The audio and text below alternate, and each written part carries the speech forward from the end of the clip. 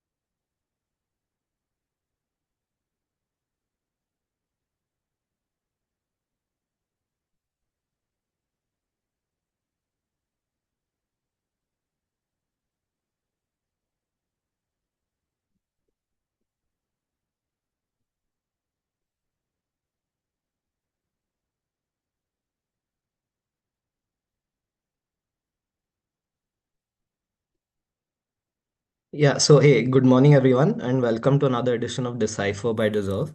Today's Saturday, the 6th of December 2025. I'm Kushal Karkare. I'm part of the investment team at Deserve, and I look into portfolio analytics and market research here at Deserve.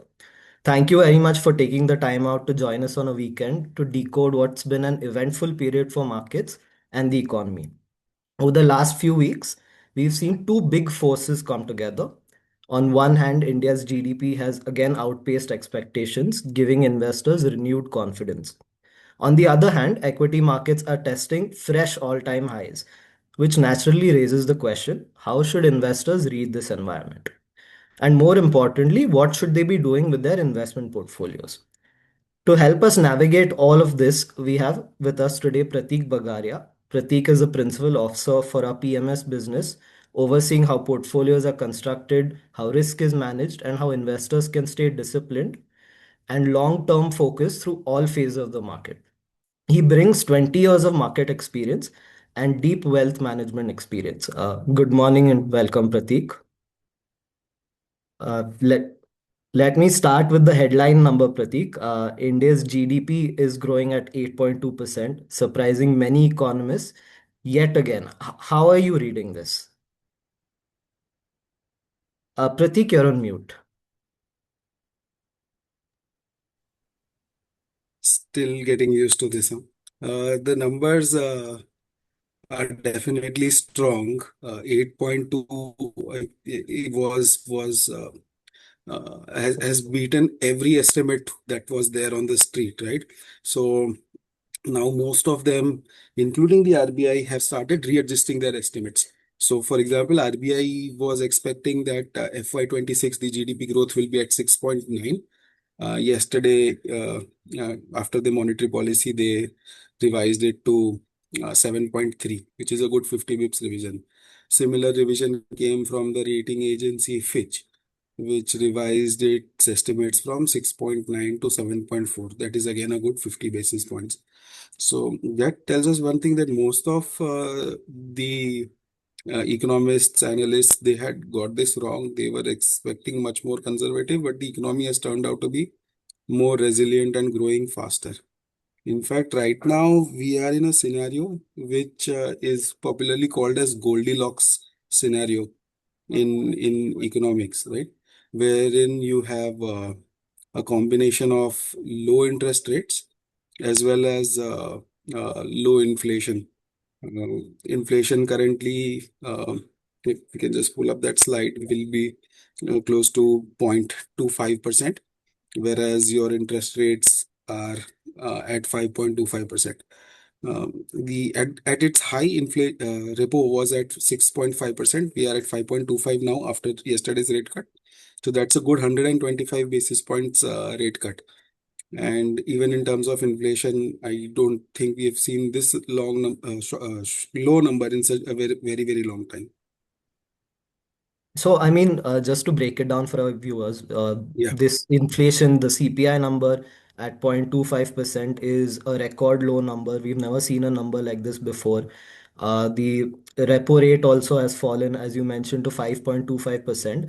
Since historically we've never seen a scenario like this with both these numbers interplaying like that, could you maybe shed some light on what we could expect and what the dynamics would be going forward? So we might have seen such a scenario, but it is extremely rare, not just in India, but across the globe, to have low interest rate and low inflation both together.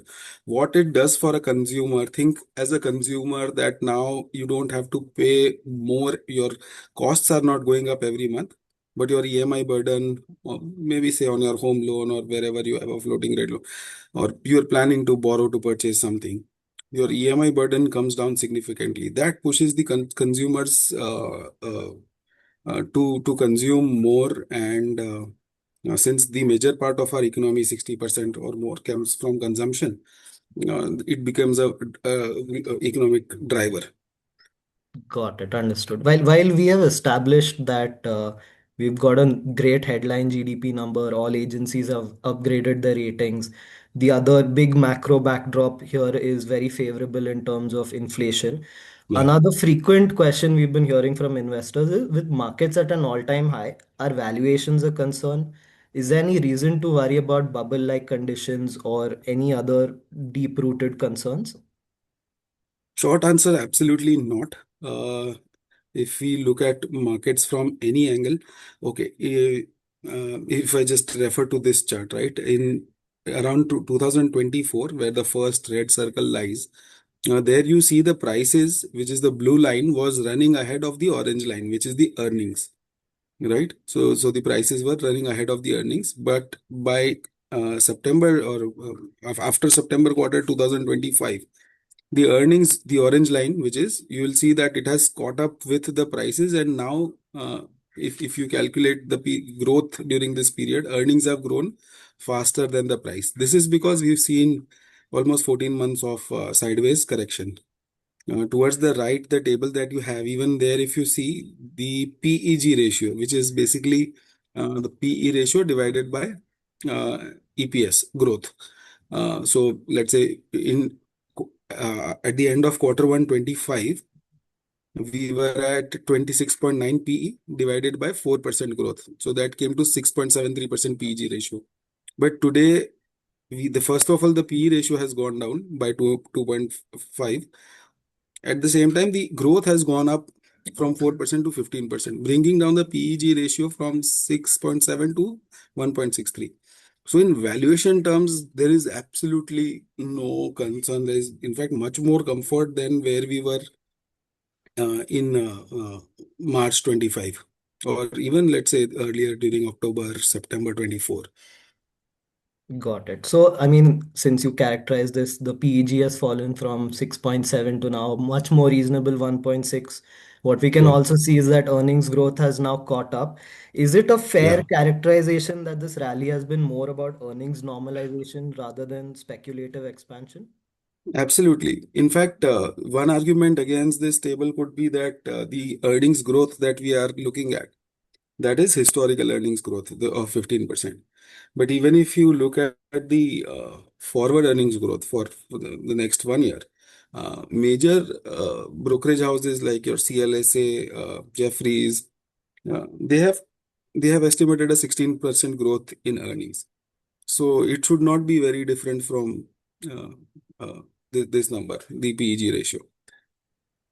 Understood. And while this is all from a lens looking at just India, if we Yes. zoom out a little and maybe compare ourselves to a few global peers in terms of relative valuations, how do you think we're placed there? Whatever metric you use to value Kushal, this comes out to be in favor of Indian equities. Let's look at the historical PE of Nifty 500. On an average, it has been 26.5.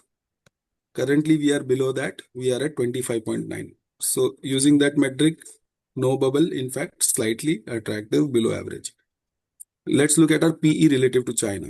On an average, we are 2.2 times Chinese PE. So, let's say if they are trading at 10, we would be trading at 22 or 23. Right now, we are at 2.1 times, again below average.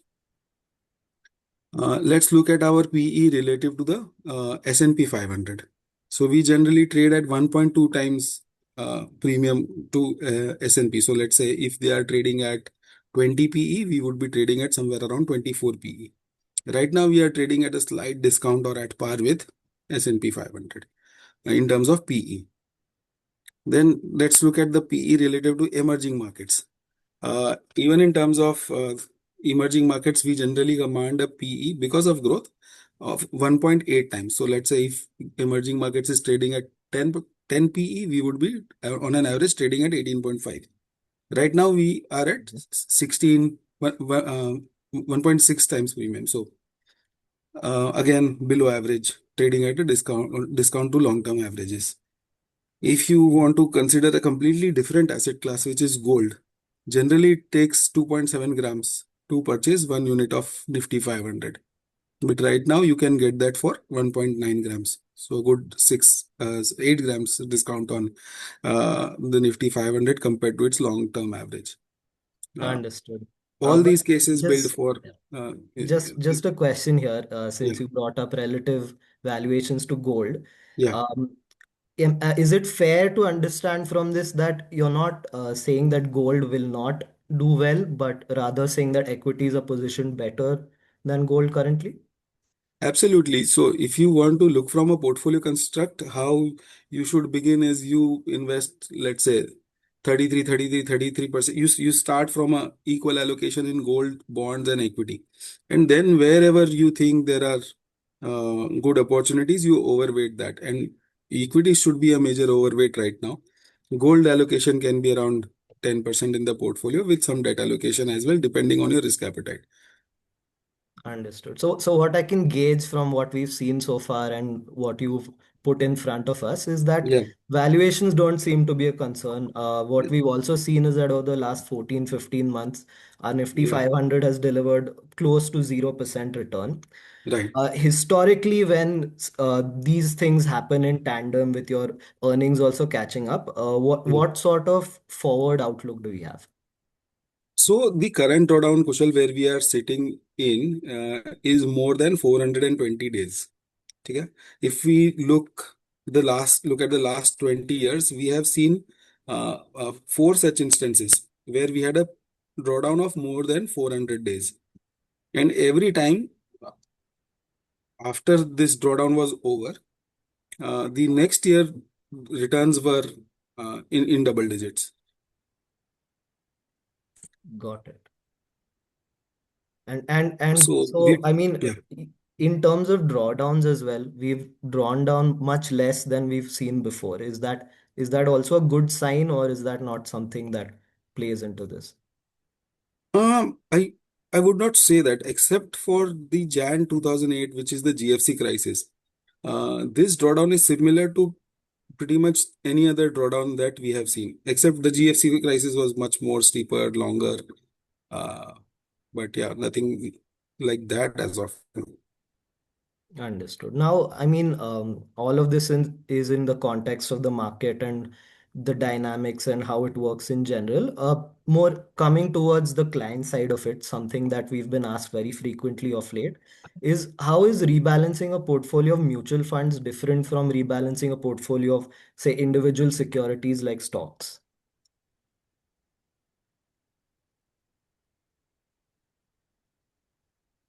So there is some difference between managing an equity portfolio versus managing a mutual fund portfolio. So three differences that I want to highlight. One is that the volatility in equity is much higher compared to volatility in mutual funds. Let's say if you want to get out of a stock, you need to do it quickly because the stock can move by plus or minus 20%, right? But if you want to get out of a mutual fund, you have some time to think through that decision and do it gradually, right? Because the volatility in a mutual fund will not be plus or minus 20% in a day, Right. right? If you look at exit load, in case of stocks, there are no exit load. So you don't need to think twice before selling a stock. But in case of mutual funds, there are various exit loads. You can have exit load of 0 months, 3 months, 1 year, 2 years, depending on the scheme that you have chosen. And plus, you would have invested in them in a staggered manner. So you possibly did a monthly SIP. Now you need to figure out like when how much of that is getting out of exit load. And those decisions become more important in case of mutual fund compared to equity. Another small difference between equity and mutual funds is that the settlement cycle is different. For equity, stocks, the settlement is T plus one. Well, for mutual fund it is T plus two. So every time you rebalance a mutual fund, you are 1 day out of market extra compared to. So do you want to really take that chance? You need to think through that as well. Understood. I mean, that's great, Pratik. Thanks for that. If you could maybe touch upon the mutual fund aspect of it a little more, are there any more costs involved? What is the actual process that goes behind the rebalancing? Yeah, so let's break down the fund in three parts. If you want to sell a mutual funds, there could be three possible costs. One is exit load. So let's say you invested 100 rupees and you want to it grew to 110 rupees. Now if you exit that before the exit load period, so generally exit load period is 12 months and the exit load percentage is 1%. You would have to pay 1% of the redemption amount, not the investment amount. So that becomes one of your cost. Second is the excess tax. Let's say if you sell a mutual fund before 1 year, you will have to pay 20% short-term capital gain tax. Had you held it for 12 months or more, you had to pay 12.5% capital gain tax. So there is a good 7.5% of your profit that you can save just by holding it till LTCG. This is one more cost that is involved if you sell it within 1 year. And finally, there is opportunity cost. This I would like to just explain with the help of a numerical example. Let's say we have 1 crore rupees, which is growing at 15% per annum, right? After 1 year of holding, your gain will be 15 lakhs, on which you will be paying a 12.5% tax, which comes up to 1.88 lakhs, right? So after 1 year, your post-tax, after you've paid your taxes, etc., your post-tax CAGR, CAGR comes to 13.13%, right? Instead of doing this, what you do, let's assume now this guy is holding the investment for a period of 4 years, not 1 year. And for simplicity's sake, let's assume that the investment also keeps compounding at 15% per annum. Right. Now, in this case, if we do the same calculation, the post-tax CAGR comes out to 13.43%, which is a good 30 bips more than the shorter holding period. Why this happens is because as you increase your holding period, your tax liability on the initial profit remains same, right? It became 12, it was initially 12 and a half. Even after 4 years, it's 12 and a half. But during that period, you didn't have to incur a cash outgo. And that cash, which you didn't pay as tax, earned some return for you. So that translates into roughly about zero point 0.3 to 0.25%. And that is what we call as the opportunity cost. So these are the three costs we evaluate, Kushal, before taking any rebalancing decision in the mutual fund portfolios. Understood. I mean, so yeah, you've very eloquently broken down what the costs are and how one should look at things before they take a decision to rebalance. On Yeah. on a related note, how do you arrive at a rebalancing decision? What to sell, how much to sell, and when to sell? So we do something which we call as CBA, or cost benefit analysis, wherein we compare take these three components of costs, which is exit load, excess tax, and opportunity cost. We have an example in front of us. Let's use that. In scenario one, the person has invested 1 crore rupees, and it's been 10 months. In a period of 10 months, the value of 1 crore has grown to 1.1 crores. So that means a gain of 10 lakh rupees, or zero point 0.1 crore rupees. Now, if this guy sells the units at the end of 10 months, first of all, he will incur 1% exit load, which will amount to 1.1 lakh rupees. Then this guy will pay also end up paying 20% STCG on this 10 lakh rupees instead of 12 and a half if he holds it for more than 1 year. So that difference of 7.5% comes to 75,000, or 0.75 lakhs. And further, if we have if we generally are averse of churning too much in the portfolio, we will also consider opportunity cost, which comes to, I explained how we calculate the opportunity cost. And that opportunity cost in this case comes to 0.81 lakhs. If we sum this all of this together, the amount comes to 2.66 lakhs, right? Now let's assume that same guy, instead of selling this mutual fund or rebalancing at 10th month, this person is rebalancing at the end of 12th month. So 1 year is completed, and now the person is rebalancing. What will change is that exit load becomes zero because you have moved out of the exit load period. Excess tax becomes zero because now instead of STCG, LTCG is applicable. And your opportunity costs also decline slightly because one, you are not paying a higher tax, and second, you have also waited out for 2 months more. So now uh, the cost of exiting this fund goes down to 0.59 lakhs. Now, how we want to take a decision whether to exit or not at 10 months or at 12 months is we have to see that, let's say, if I sell this fund and buy a new fund, will the new fund be able to make 2% more than this fund within just 2 months? Hmm. Right? Right. So that's how we do the cost benefit analysis. So the incoming fund has to cover up the cost which the outgoing fund will incur. So, I mean, a couple of things. First one, is it safe to say that frequent portfolio rebalancing and tinkering hurts more than it helps?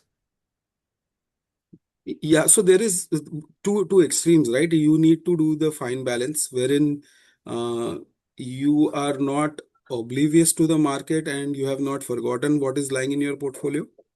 That is one extreme. And the other extreme is that you are churning it like too often. Every year you have a bunch of different funds and stuff. So the good balance that we have seen comes at around 4 years. Average, if you hold for a period of 4 years, an average period of sweet spot for mutual fund holding. Got it. You also like touched upon how only if there's a significant opportunity to move from one investment to the other, you would do so in a short time frame, let's say 2 months, 4 months. In practice, how often do we see a scenario like this? Has it ever happened, and is this a frequent thing? It, it can happen, right? Let's say if you are, no, it's a very infrequent thing. But yeah, everything is possible. So uh, you need to keep those provisions open. You can't be close to the idea that I will not do this at all. Obviously, there could be times where a particular fund is doing so bad that you need to replace it with the other one. Understood. So, I mean, this was all about how we would rebalance the portfolio by selling and buying into new investment. Is there some way for investors to ensure that this change happens faster? So, Kushal, there are two kinds of rebalancing that an investor can do, right? One is trade rebalancing. Trade rebalancing is, let's say you have 55% in stock A, 45% in stock B, and you want to make 50-50 portfolio. What will you do is you will sell 5% of stock A and invest that money into stock B and make it 50-50. That's one way of doing it. That's called trade rebalancing. The other way of doing this would be to invest 10 rupees extra such that both of them become 55-55, and hence invest 10 rupees extra in the security which has gone down in weight, and thus bring up its weight by infusing cash. So that is what we call cash rebalancing. In case you don't want to sell the existing securities or incur those costs, the faster way of rebalancing is to do cash rebalancing. That is, you infuse more uh, cash into your uh, stocks or mutual funds, and bring up their weight to the desired allocation. Understood. So, I mean, this is touching upon more on the asset allocation side of it, but does this also apply within an asset class? Let's say an investor wants to Yeah, rebalance faster via cash rebalancing in just equities. Would the same yeah. principle apply there? Yes, yes, absolutely. Sorry, I missed that one. But let's say even if you want to do it within asset class or across asset classes, whichever way you want to look at, wherever you want to increase your allocation, let's say you want to increase your allocation in debt versus equity, you can infuse more cash in debt. If you want to increase your allocation in a particular uh, component of you need to infuse more cash there. So it works everywhere. Understood. How does all of this then tie into our strategy? How are we positioned in our flagship fund, and what sort of outlook do you have on that front? So, Kushal, we've been cautious the entire last year, right? We went uh, almost, we do not hold any small cap fund in our portfolio. We took that call in around April 2024, which played out to be correct. We increased the large cap allocation, which again played out to be right because large caps did slightly better than mid caps. But now we believe that the time is again coming where we introduce mid caps again and start increasing the allocation towards mid, and maybe consider small also at some point in time. So we've already reduced our large cap allocation a little. We brought it down to 64% in our model portfolio, and going forward, investors will also start portfolios will also start aligning towards this based on the rebalancing logic that we just discussed. And in terms of style allocations, by style, I mean what kind of companies are there in the underlying portfolio. So let's say something like an Eternal, we would call that a growth company because while it is very expensive, the sales growth, the profit growth is very high. Uh, on the value side, while they may or may not be growth, but um, the valuations, let's say, for example, the PE, the PB, those metrics are uh, showing attractiveness. Those metrics are low, they are cheap. And a blend is something that sits in between, which has value as well as some amount of growth. So Right. there So we are just to, seeing that, sorry, yeah. So sorry, continue. there we are seeing that we want to increase our allocation towards quality and growth going forward. Right. So to just touch upon that a little more, in terms of value investing, that is like the key thing that everyone has been speaking about for years, right? Yeah. Benjamin Graham, Warren Buffett. How do we at Deserve decide when that tilt has to go from value to growth and vice versa? Mm. So we have multiple indicators that we look at. For example, one of the indicators I'll give you is the ratio between MSCI Value Index and MSCI Growth Index. Generally, these are counter-cyclical indices, right? When value does well, growth doesn't. When growth does well, value doesn't. So uh, those indices trade in a band. If you look at the ratio, that would be one indicator. Second is the valuation of both the indices. That can also be a indicator to tell you whether you want to have growth heavy portfolio or value heavy portfolio. Uh, Partly, you are also uh, uh, factoring in the current economic scenario. For example, if the interest rates are coming off, then you would want to be in growth kind of investing. But if the interest rates are going up, you would go into value kind of investing. But these are like very thumb rules, I'm saying. When we actually do the analysis and the models throw their outputs, the interplay between them could be a little different. Understood. So yeah, thanks, Pratik. That was great. We have a few questions that our viewers have asked. Maybe we could spend some time addressing them. One question that Great. is Yeah. very Yeah. pertinent that we've gotten is, do you expect FII buying to increase? We've seen this calendar year heavy outflows, but as we touched upon earlier through this presentation, is that relative to our emerging peers, China, other global markets, we're looking far more attractive. So do you see this trend reversing? Mm, Mixed answer, Kushal, because uh, yes, every indicator indicates that FII should start looking at India again. They had valuation concerns that is behind us. They had concerns related to growth, etc. That is behind us. Except for say, let's say the tariff issue, which is not resolved as of now, FII should not have. Um, uh, Plus the AI trade where the money was going in, that is also now one needs to think whether they want to allocate further more into the AI trade or bet on India instead. So fingers crossed. Hopefully, FI money also comes in and we see a great rally in markets next year. But I don't know on the upside whether it will come in or not. But going out, it will be a very difficult case for FIs to make whether to pull out more out of India. Got it. Uh, a follow-up question to this, maybe not quite related, but in the ballpark, is on the Indian rupee depreciation that we've seen of late. It's depreciated at a far greater rate than in a calendar year than we are accustomed to. Your thoughts on that? Do you see this normalizing, or do we see a further slide coming? Uh, So generally, rupee depreciates against the dollar at the rate of between 4 to 6%. That's the reality. Uh, Partly because we print more rupees in a year than US prints dollar. Again, we talk a lot about US Fed printing money, but we are guilty of the same. Um, so that is one secular trend which we should not fight. Uh, this will continue for some time, and it's good for a developing economy to be that way because that way you remain competitive in the markets.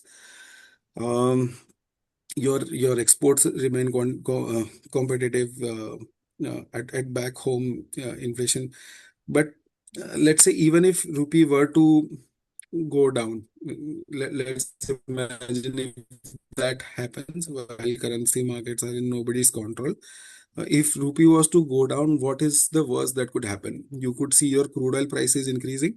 You would see gold imports decreasing.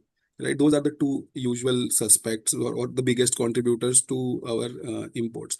Crude oil pricing include it would lead to inflation, right? That's what it does. But again, on the inflation side, you have enough of room to absorb that sort of a shock. So, uh, in a worst case scenario, even if rupee were to depreciate, that leads to inflation, we have the capability to take that shock. So, not much to worry on that front is as an equity investor or a investor. That's what I would believe. Got it. In apologies. In terms of we have a question on our PMS investors. Let's say someone invests in our PMS. In terms of rebalancing, would there be some sort of communication that would be sent out to the investor when the rebalancing is happening, or before it happens, after it happens? What is the general protocol? So, Kushal, since we are running a discretionary PMS, we cannot intimate about our actions in advance to any of the clients. It's in the best interest of all the clients. It's a rule and regulation laid by SEBI, which we are following. Obviously, SEBI would do that in interest of the client. But yes, post facto, after the rebalancing is done, clients are intimated. Clients can reach out to their RMs also to speak to them and understand further in case they have queries. Got it. We have a question on the cash rebalancing aspect that we touched upon earlier. Sure. So one question that we're seeing multiple times is, can we say that SIP is a better way to rebalance via the cash rebalancing route? Yes, because that brings in some amount of discipline also along with the cash rebalancing. Uh, it's a great way to do it.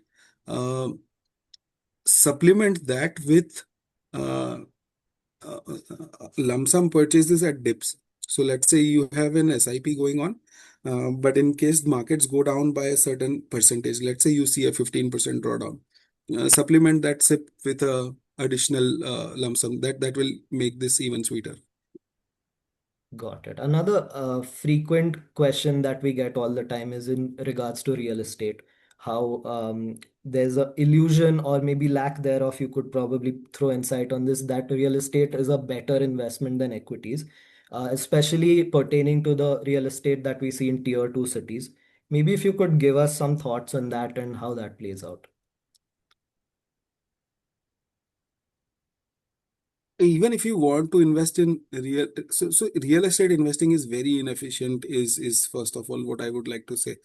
The search cost is very high. You end up paying the brokers who search the property. If you want to do it in a tier 2 city, you would make multiple visits for searching the property, then registration of those properties, the registration, stamp duty, and GST in case you are buying a new one. Those are again like 10-12% costs. Let's say tomorrow, if uh, somebody like a Zerodha or Gross s- starts charging 10-12% for uh, making a transaction, would you pay? Because that is what is going upfront. Secondly, then to maintain the property, again, you have a lot of running costs. But here, in case of equity, demat charges is what you pay, which is can be as low as 350 rupees a year, or maybe even free now. Uh, so in terms of costs, real estate is very inefficient. In terms of taxation, also there are two ways. As in, equities are like 12.5% taxation right after 1 year. Real estate might take longer. And second, the risks involved are also high. The amount of liquidity risk involved in selling a tier 2, tier 3 property is insane, because that can take around 5 to 6 months. Whereas in equity, you have that amount available the very next day. Is it also fair to say that it is harder to judge what the market value of said investment property is because there's no daily mark-to-market movement like we see in other asset classes? Absolutely. Lack of transparency is one more thing. I was just going through a couple of websites which report the data of all the real estate deals that take place. And I cross-checked with my neighbor that in our society was that the deal that has actually taken place, and that was not the case because there are other things involved, right? So transparency is something which is lacking even after all the effort which has been done. Got it. So we also have a few questions and queries regarding our PMS structure and how we operate it. Couple questions that we've gotten are, is the rebalancing done at a central level? Is there some collective decision that is taken, or do the relationship managers and client-facing personnel also have a say in the matter? No, these decisions are taken centrally by the investment team. What RM will do is help you arrive at a suitability. It will solve the suitability question. So basically, what is suitable for you? Whether an equity portfolio is suitable for you, not how much of equity should be there in the portfolio. Those are the decisions that you take jointly with the client. But once you have invested in those portfolios, RMs do not have a client. RMs do not have a control over these things. Got it. And in terms of how we're aware that 50 lakh rupees is the minimum that needs to be invested in a PMS structure. What happens in the event that, let's say, there's a mark-to-mark movement and the value drops below 50 lakhs? Is that a concern of any sorts? Mm, No, Kushal. So passive breaches are okay. Let's say you invested 50 lakhs, markets drop by 1% and 2%, the portfolio value comes down to 49 lakhs. That is okay. But you will not be able to withdraw anything from this portfolio because it will go below 50 lakhs. Got it. We've also gotten a few questions on touching upon certain sectors. While I'm sure that most of our regular viewers are aware that we do not take sectoral calls. A frequent question here is that in terms of sectors that get badly beaten down during any time period, how do we look to maybe rebalance those or top up in a different way? So sectors allocation, Kushal, we leave it to the diversified fund managers. See how the funnel works. We need to understand that you have a wealth manager and you have an investment manager. The wealth manager does the top-down investing for you. That is deciding that how much to put in equity, debt, gold, etc. Within equity, whether you want large cap fund, mid cap fund, small cap fund, the wealth manager is doing those things for you, the top-down analysis.